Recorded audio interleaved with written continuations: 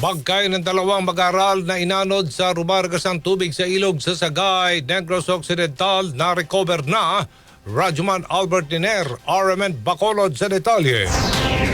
Natagpuan na pawangwala ng buhay ang 15 anyos at 16 anyos na mag-aaral na inanod ng rumargasang tubig sa Himugaan River sa barangay Malubon, Sagay City, Negros Occidental. Ayon sa kay Lieutenant Junior Grade Richie Lito Arves, Assistant Station Commander, Coast Guard Station Northern Negros Occidental at Acting Substation Commander, naliligo sa ilog ang mga biktima kasama ang iba pa kasabay ng karawan ng isang nilang kaibigan nang biglang rumagasa ang tubig sa ilog na nagresulta ng pagkaanod ng mga biktima. Kaganaman na nagsagawa ng search and rescue operations ang City DRMO at Philippine Coast Guard Operations Group para sa underwater search. Pero dahil sa maputik ang tubig at palubog na rin ang araw, temporaryo na sinuspende ang paghahanap. Linggo ng umaga at hapon, Enero 11, nang marikover ang bangkay ng dalawa. Kasama mo sa RMN DYHB Bacolod, Radyoman Albert Hiner.